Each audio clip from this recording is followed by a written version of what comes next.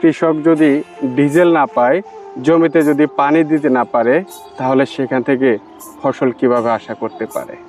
সেখান থেকে আপনি আমি কিভাবে খাদ্য আশা করতে পারি? আসসালামু আলাইকুম। ওয়ালাইকুম আসসালাম। কেমন আছেন? আল্লাহর মর্জি ভালো। ভালো আছেন।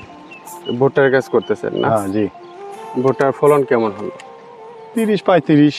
এটা কি আপনার প্রতি একরে নাকি না, কত শতকে? 33 শতাংশ।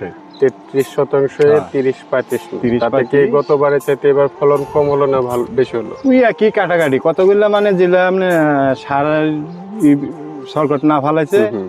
ওগুলা 40 মন হয়, 45 মন হয়।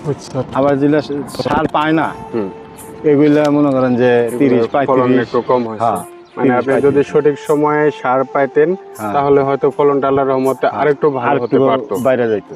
আপনাদের এই এলাকাতে ধান চাষ হচ্ছে, এখানে কি মোটরে পানি দেওয়া হচ্ছে নাকি আপনার ডিজেল চালিত মেশিনে পানি দেওয়া হচ্ছে? মোটরে দিতেছি, কারেন্ট তো নাই এদিনে তো 20 বার সুইচ দিদি আপনার হইতেছে না, ভোল্টেজ পাইতেছে না।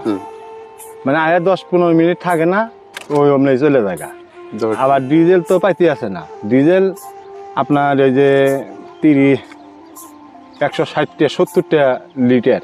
170 টাকা লিটার? 170 টাকা লিটার দোকানদার ওরা কিনে আইনা ওরা ব্যস্ত আছে 170 টাকা লিটার। দোকানদারেরা 170 টাকা লিটার বিক্রি করতেছে। তার মানে দর্শক, যে বিষয়টা আসলে যার যেটা প্রাপ্য সে সেটা পাচ্ছে না। এই ডিজেল পাওয়ার কথা ছিল এই প্রান্তিক কৃষকদের। সে ডিজেল এই মাঝখানে কিছু চক্র তারা বিভিন্ন উপায়ে পাম্প থেকে ডিজেল সংগ্রহ করে সরকার নির্ধারিত মূল্যের চেয়ে অনেক বেশি মূল্যে বিক্রি করে যাচ্ছে। তো এই যদি হয় দেশের অবস্থা, জনগণ কৃষক যদি ডিজেল না পায়, জমিতে যদি পানি দিতে না পারে, তাহলে সেখান থেকে ফসল কিভাবে আশা করতে পারে? সেখান থেকে আপনি আমি কিভাবে খাদ্য আশা করতে পারি? আমাদের নিজেদের খাদ্য সংকট আমরা নিজেরাই তৈরি করতেছি।